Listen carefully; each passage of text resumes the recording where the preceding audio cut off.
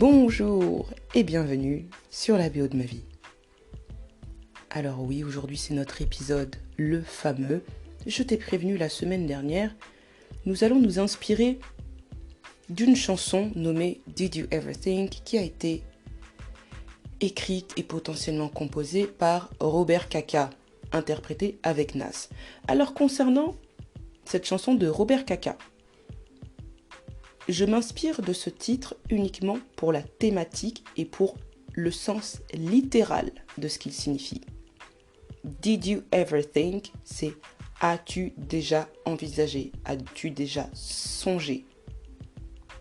Dans le refrain, puisque je ne mettrai pas d'extrait aujourd'hui, il se pose la question à savoir, as-tu déjà pensé que tu serais aussi riche? As-tu déjà pensé que tu aurais pondu autant de hits? As-tu déjà pensé que tu aurais cette maison avec un terrain gigantesque? Est-ce que tu as déjà pensé que tu aurais des tournées sold out, etc. Je ne vous invente pas, hein, c'est exactement l'allitération, la liste qu'il y a dans le refrain. Concernant Monsieur Robert Kaka, pour ma part, je le dis, hein, je trouve que c'est nécessaire puisqu'il faut toujours confirmer les choses entre nous, puisqu'il y a toujours des gens qui trouvent le moyen de défendre tout le monde. Je condamne personnellement, du haut de mon tribunal populaire composé de ma petite personne, je condamne fermement ce monsieur et les crimes qu'il a commis. Peu m'importe le fait qu'il y ait eu une ou plusieurs personnes qui se soient rétractées, qu'il y ait eu une ou plusieurs personnes qui aient menti, j'en ai rien à foutre. Il a été reconnu coupable, l'industrie entière savait très bien ce dont il était capable et ce dont il s'est rendu coupable et complice. À partir de là, je veux pas parler de « ouais mais il y a des victimes qui… » allez-vous… Je vais être poli aujourd'hui. Allez réfléchir dans votre coin. Ok? Donc, je condamne le personnage. Par rapport à cette condamnation d'ailleurs, libre à vous d'annuler, de ne pas annuler un artiste.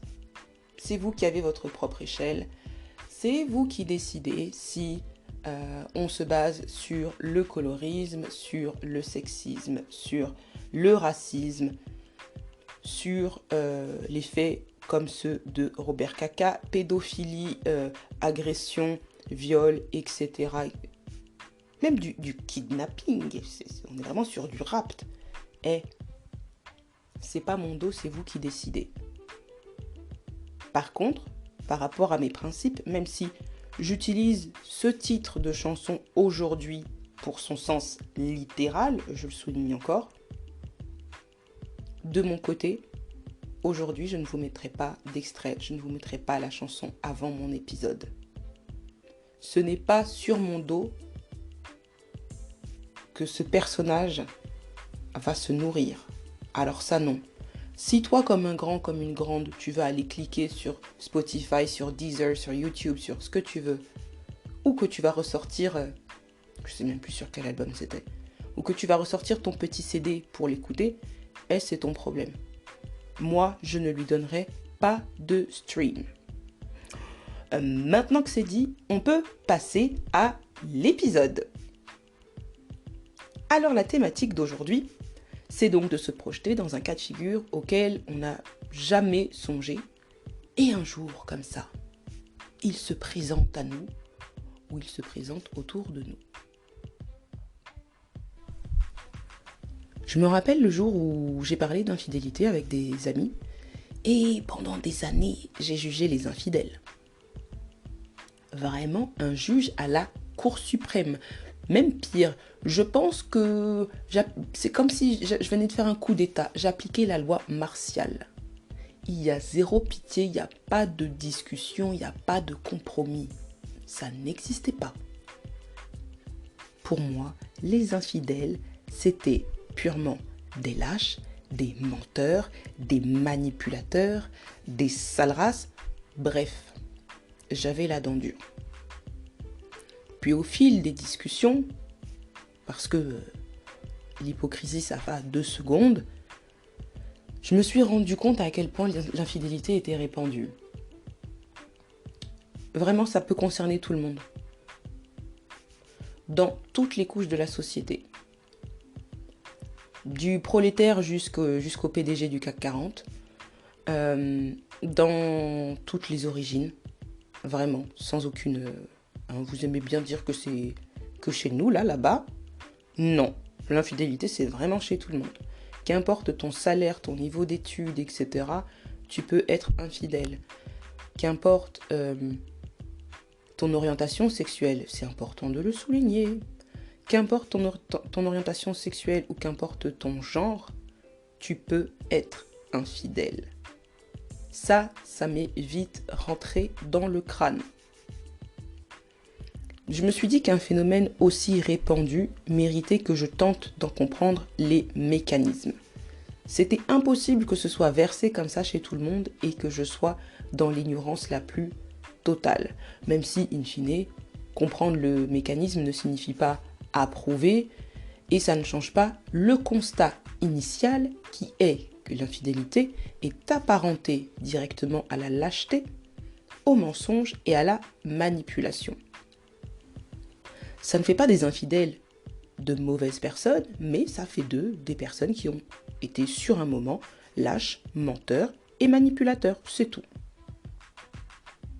Et puisqu'on entend tellement parler de l'infidélité du point de vue de la personne trompée et jamais du trompeur, mais j'ai chaussé les baskets d'un infidèle. Oui, il a fallu que je me mette dans cet état d'esprit pour me dire, mais attends, il se passe quoi dans la tête de quelqu'un qui trompe ? Et personnellement, je le reconnais, il y a eu une période de ma vie où, sur le papier, j'ai été infidèle, enfin sur le papier juridiquement, mais en réalité, je ne l'étais pas. Alors, je t'explique ça plus tard. Donc par rapport à l'infidélité, on va revenir sur des définitions. Alors on ne va pas définir aujourd'hui, mais on va expliquer à quel point c'est difficile à définir. Que ce soit la fidélité ou tout ce qui va tomber dans l'infidélité. Qu'est-ce que c'est ? Est-ce que c'est accepter la flatterie ? Est-ce que c'est discuter innocemment ? Est-ce que c'est démarrer un jeu de séduction ? Est-ce que c'est embrasser quelqu'un ? Aller au resto et au ciné ? Ou est-ce que ça va démarrer à partir d'un échange physique ? Ça va être le sexe. Ou pour certains, je vous jure que j'ai déjà entendu ça. Pour certains, ça va être une question de sentiment. Tant que j'ai pas de sentiment pour l'autre personne et que j'aime toujours mon ou ma partenaire, c'est pas de l'infidélité. Là, on est vraiment sur une rhétorique assez bizarre. Hein. Mais je vous dis, voilà, toutes les possibilités que j'ai déjà pu entendre. Ensuite, par rapport à cette notion de fidélité ou d'infidélité, je me suis rendu compte que le couple solide qui ne rencontre aucune faiblesse jusqu'à la fin des temps, c'est un mythe. Je ne parle pas de faiblesse liée à l'infidélité, mais le couple qui va être en mode amour toujours et qui ne va pas se lâcher, qui ne va pas rencontrer de coups durs, ça n'existe pas. À mon sens en tout cas, à mes yeux, ça n'existe pas.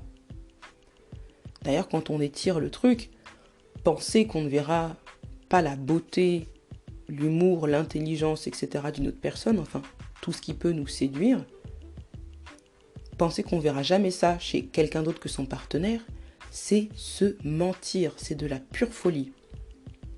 Et il n'y a rien de mal à ça, hein, à admettre qu'on peut retrouver des caractéristiques qu'on aime chez quelqu'un d'autre que notre partenaire, c'est juste admettre une vérité. C'est de facto, c'est comme ça. Il n'y a pas toutes ces caractéristiques uniquement chez notre partenaire. La grande question à partir du moment où on est réaliste dans ce cas, c'est qu'est-ce qu'on fait en tant qu'individu face à la séduction ou à la tentation. C'est pour ça que j'ai pensé à deux cas de figure. Tu me connais, hein, on est sur un phénomène thèse-antithèse, on pose ça bien. Et là, dans les deux cas de figure, nous allons être sur un couple monogame et exclusif, mais on s'en fout du genre de chacun et de l'orientation de chacun. C'est pas ce qui nous intéresse. Un couple monogame et exclusif. Alors dans le cas numéro 1, il y a encore la passion, l'attirance et l'alchimie entre les deux partenaires. Le respect est là, tout se passe pour le mieux, la compréhension, ce qu'on peut appeler même des concessions sont faites sans rechigner, les efforts n'en sont pas parce que c'est naturel, c'est fluide. Bref, la relation est au top. Pour moi, à partir de là, à ce moment, il n'y a aucune raison qu'un des deux aille chercher à séduire quelqu'un en dehors de son couple. Clairement. Par contre, les sollicitations extérieures existent. Ouh là là, n'oubliez pas qu'il y a des pirates dans le dehors ici présents qui s'en foutent totalement que tu sois pris ou pas. Et dans cette situation, si la personne en couple cède à la tentation, pour ma part, je ne vais lui trouver aucune circonstance atténuante. Zéro, aucune, nada, nothing. Là, on n'est pas juste sur de la lâcheté, ni sur du mensonge ou de la manipulation. On ajoute en plus de ça le niveau suprême de manque de respect et de considération envers le ou la partenaire. Ça veut dire que celui qui cède à la tentation, ou celui qui va la chercher lui-même, si on est vraiment entre nous honnêtes là, c'est pas que céder à la tentation, c'est aussi aller la chercher. Il y a des gens qui aiment les problèmes, n'oubliez pas. Ça veut dire que cette personne n'est pas prête à tenir l'engagement d'une relation exclusive qui implique le respect, la considération pour l'autre personne. Ce qui signifie fidélité, voilà. Là, on est sur... Je sais plus qui m'avait dit ça. Qui m'avait sorti l'expression gaspilleur de temps. Je crois que c'était Mélanie. On est sur un gaspilleur de temps qui sait pertinemment qu'il n'est pas prêt à s'engager, mais qui veut tenter quand même. Alors pourquoi il veut tenter, il ou elle? Le gaspilleur de temps, il veut tenter souvent pour s'assurer une descendance ou par pression sociétale. J'ai vraiment connu les deux exemples. Pour s'assurer une descendance, je te la fais très rapidement. C'est une personne qui a eu des enfants assez jeunes, qui en plus aimait bien nous rappeler que nous, au même âge, on était en train de... Pas de bâiller aux corneilles, mais on faisait notre vie de très jeunes adultes, entre 18 et 20 ans. Mais au final, cette personne a fait ses 2 enfants et s'est barrée quasi aussitôt de son couple. Elle a sûrement aimé son partenaire, mais sa priorité, c'était faire ses enfants, être sûre d'avoir des enfants et après de vivre la vie d'aloca, de célibataire. Enfin, pas exactement, parce qu'en fait, elle a trompé le gars. Voilà, ça c'est un cas de figure. Vouloir tenter la relation et tout, mais t'es pas prêt et en fait tu finis par tromper l'autre parent de tes enfants. Ah, bon. Et l'exemple de la pression sociétale, oh ça c'est le plus répandu. Oh, c'est le plus répandu. Ceux qui se disent à tel âge, il faut que j'ai accompli ça, il faut que je sois en couple, il faut que je vive avec une personne et tout. Oui, alors t'as pas encore trouvé ta voie professionnelle, tu n'es pas encore stabilisé, tu n'as même pas encore de chez toi, tu as encore beaucoup de travail à faire sur ta personne, tu as encore des traumas à soigner, mais tu es en train de casser la tête à dire qu'il faut que tu sois en couple. Non, tes priorités sont désordonnées. Et vous savez qu'il y a énormément de personnes comme ça autour de nous. Donc voilà, pour moi, tout ça là, c'est pas excusable. Si t'as pas un minimum d'honnêteté envers toi-même et que tu te retrouves à être infidèle alors que tu es avec quelqu'un avec qui tout se passe bien, franchement, toujours sans stigmatisation, il faut aller consulter. C'est qu'il y a quelque chose de plus profond. D'accord ?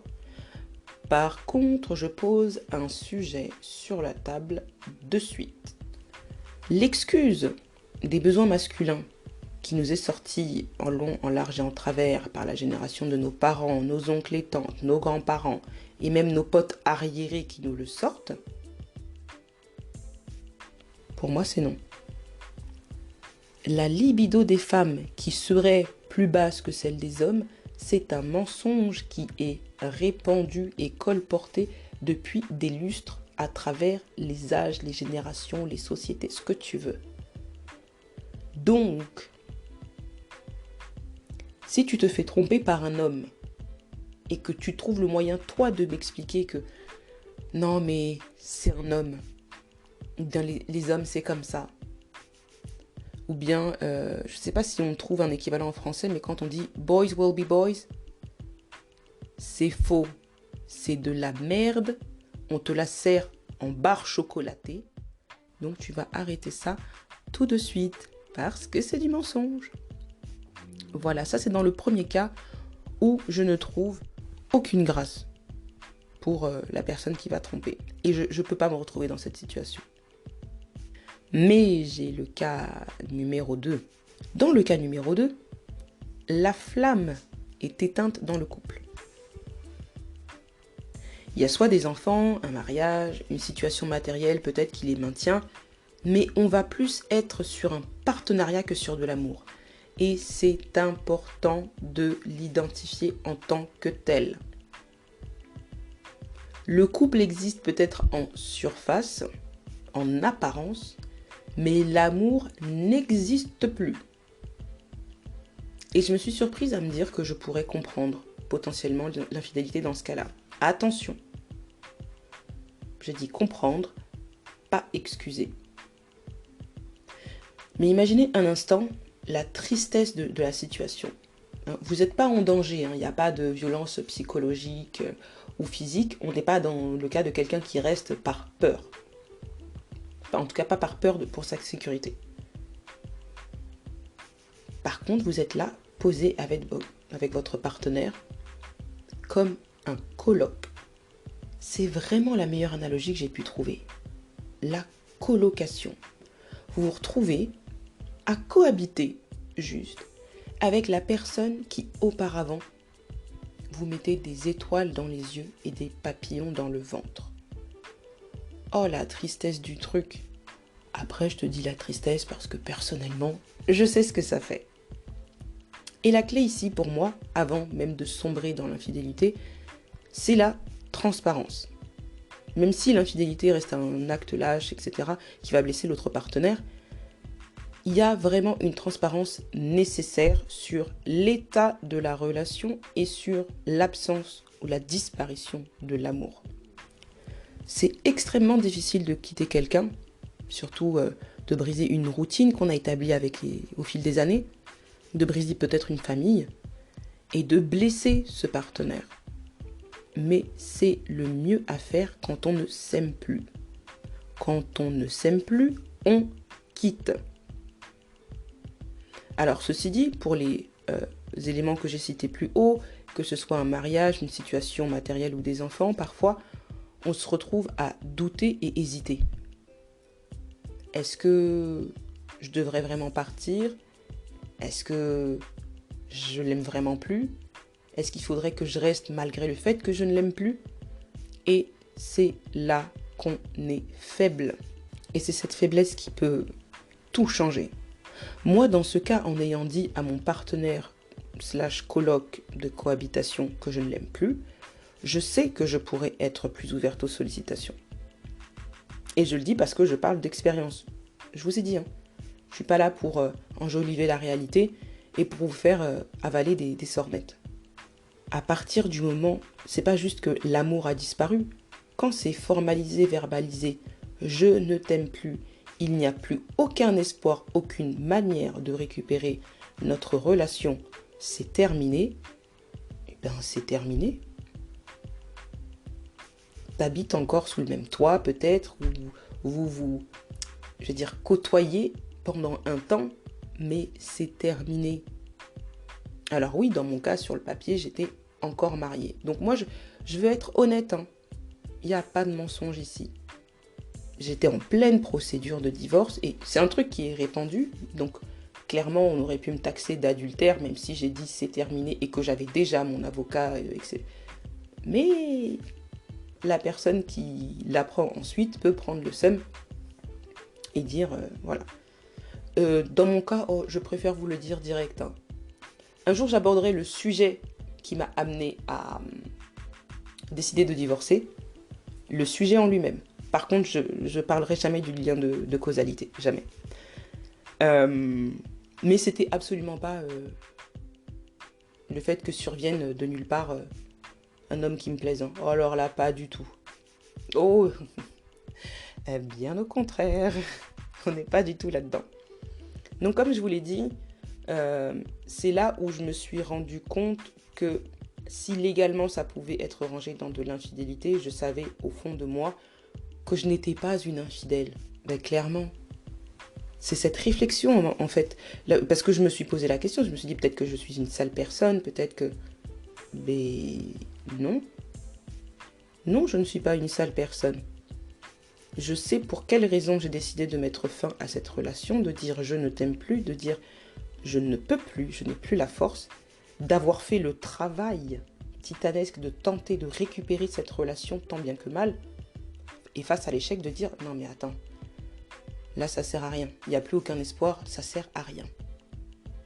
Et après de passer à autre chose. C'est dans cette réflexion-là, dans cette étape-là de ma vie que je me suis rendu compte que clairement, je ne pourrais pas volontairement, involontairement en fait, aller titiller un autre que mon partenaire ou chercher à séduire. Alors là, niette. Mais j'allais dire en cas de faiblesse émotionnelle, c'est même pas ça parce que j'avais fait le maximum pour essayer de sauver cette union. Et j'ai laissé énormément de temps et d'énergie. Donc à un moment, une fois que j'ai dit non mais c'est bon, il n'y a plus d'espoir, c'est terminé, je savais que je pouvais céder au chant des sirènes. Parce que voilà, là c'était terminé. Alors oui, je sais que potentiellement c'est mal vu. Et je vais vous dire la vérité, je m'en cogne. Mais vraiment. Hein. Mais mon but c'est d'être honnête avec vous. Et je vous en parle parce que peut-être que ça vous est déjà arrivé. Peut-être que c'est déjà arrivé autour de vous. Mais les gens manquent tellement de transparence vis-à-vis de ça.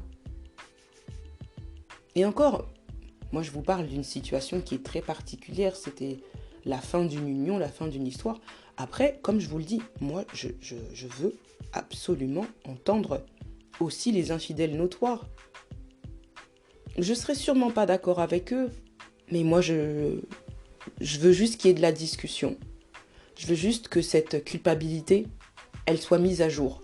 Je dis pas qu'on ne doit plus se sentir coupable d'être infidèle, pas du tout. Juste qu'il faut qu'on en parle, il faut qu'on reconnaisse que ça existe. Tout le monde se berce d'illusions là sur les couples, etc. Ah non, mais eux, vous savez pas ce qui se passe derrière des portes fermées. Vous en avez aucune idée. Moi, avant que je me retrouve à entamer ma procédure de divorce, il s'est écoulé 1 an et demi pendant lequel les gens se doutaient qu'il y avait un truc qui allait pas trop. Il y a quelques rares personnes qui étaient au courant de pourquoi ça n'allait pas, mais personne n'imaginait que j'avais très rapidement dit « Non, je ne t'aime plus, c'est terminé ». Et je vous jure, hein, réellement, à cette période-là, il y avait des gens chez moi, sous mon toit, dans ma maison, tous les week-ends. Tous les week-ends, c'était barbecue, machin, sur la terrasse. Et pourtant, mon ex-mari et moi, on ne s'adressait pas un mot, mis à part en présence des invités. Donc tu peux pas te douter de ce qui se passe. Et moi, je suis juste là pour prendre la parole et vous parler de ce que j'ai vécu, en fait, de ce que j'ai pu faire, même des erreurs que j'ai commises, hein, clairement, pour que vous aussi, vous puissiez prendre la parole et vous sentir moins seul. Le vrai objectif de mon podcast, c'est ça. Que vous vous sentiez moins seul face aux choses peut-être un petit peu honteuses ou stigmatisées qui peuvent vous arriver dans la vie. Parce que la vérité, c'est que vous n'êtes pas seul. On est très nombreux. Et moi, je suis ravie d'être là pour soit de vous donner la parole ou vous écouter. Mon vrai objectif, c'est celui-là. Maintenant, vous le savez. Maintenant que je vous ai révélé mon grand secret, et que cette bande va s'autodétruire, j'ai un vrai conseil dans cette vision de la fidélité et de l'infidélité. En réalité, c'est pour vous vraiment de bien savoir ce que vous voulez. L'important, c'est de bien savoir ce que vous tolérez, ce que vous acceptez et surtout, je vous en conjure, faites le maximum pour ne pas briser quelqu'un qui vous aime. Mais faites le maximum pour ne pas vous briser vous-même par la même occasion. Ça me fait penser au dernier point que je voulais aborder avec vous. C'est ceux qui vont avouer leur infidélité pour libérer leur conscience. Alors vous êtes de sales personnes puissance 2. C'est un move très bizarre. Déjà, tu vas te retrouver à mentir, manipuler, etc. lâchement pendant que tu trompes ton ou ta partenaire. En plus de ça, parce que tu as un cas de conscience et parce que tu te dis que ça fonctionne comme à l'église et que tu vas te confesser et dire et citer 15 je vous salue Marie, tu vas aller trouver la personne pour dire ah, tu te souviens le jour où je t'ai dit que j'allais taper un foot là? En fait, j'étais avec une autre meuf. Ça là, c'est pour quoi faire? T'as déjà manqué de respect de manière innommable à la personne qui partage ta vie. Tu veux lui faire encore plus mal juste pour libérer ta conscience? Moi, je vais te dire un truc, c'est pas une question de religion ou autre. Ta conscience, elle va pas être libérée. Je te le dis direct. Tu vas croire que tu vas être libéré d'un poids. Tu sais pas que t'en as ajouté un autre. Si tu crois à la vie après, là, que ce soit des hasanettes, que ce soit... t'en as rajouté. T'en as rajouté. Donc vous, là, les trompeurs qui vous libérez juste pour votre conscience et pour essayer d'obtenir un pardon en mode faute avouée à moitié pardonnée, je vous vois en bizarre. Ce que je juge en vrai de vrai, c'est vous. Ceci dit, ça ne veut pas dire qu'on ne peut pas communiquer. Vous ne me ferez sûrement pas changer d'avis, mais moi j'aime entendre les autres points de vue et puis vous avez peut-être des raisons ou pas d'agir de la sorte. Donc évidemment, vous connaissez la chanson maintenant. L'objectif c'est que vous puissiez m'en parler. Je vous ai dit, en DM sur Insta, en DM sur Twitter, même par mail. Vous pouvez répondre au sondage que je vais mettre sur le podcast, en tout cas sur Spotify. Vous pouvez me contacter sur Anchor. Franchement, tous les moyens sont bons pour me contacter. Et si vous avez la force et le courage, n'hésitez vraiment pas à me solliciter pour qu'on puisse avoir une discussion publique, enregistrée et que je pourrai ensuite vous mettre à disposition, soit dans une room sur Clubhouse, soit dans un space sur Twitter. Voilà pour le thème d'aujourd'hui. Et comme à l'accoutumée, avant de nous quitter, je vais vous parler de l'épisode de la semaine prochaine. La chanson qui m'a inspiré le thème, c'est un hymne. C'est un hymne qui a été interprété par un artiste qui n'est plus de ce monde depuis, je crois, avril 2021, je crois. Un artiste que personnellement j'aime beaucoup. Et mes amis le savent parce que tous les ans à Noël, je reposte la vidéo de sa version de Rudolph the Red-Nosed Reindeer. Je parle de DMX, dont le nom officiel était Earl Simmons. Quand on vous parle de DMX, normalement, la première chanson qui vous vient en tête, c'est le Rough Riders Anthem. Moi, tu me mets ce son encore maintenant, je perds le contrôle de ma personne. Mais dans le refrain, tu te souviens, il commence par Stop, Drop. On va s'arrêter et lâcher un truc monumental lors de l'épisode de la semaine prochaine. C'est notre charge mentale. On va donc aborder ce que c'est qu'une charge mentale et notamment ce qui nous pousse à arrêter de suite de gérer plusieurs choses en même temps. Ce sera donc le thème de la semaine prochaine. Je vous remercie chaleureusement, comme toujours, pour le moment délicieux que l'on a passé ensemble. C'est toujours un plaisir. Partagé, j'espère. Et d'ici la semaine prochaine, prenez soin de vous. À bientôt.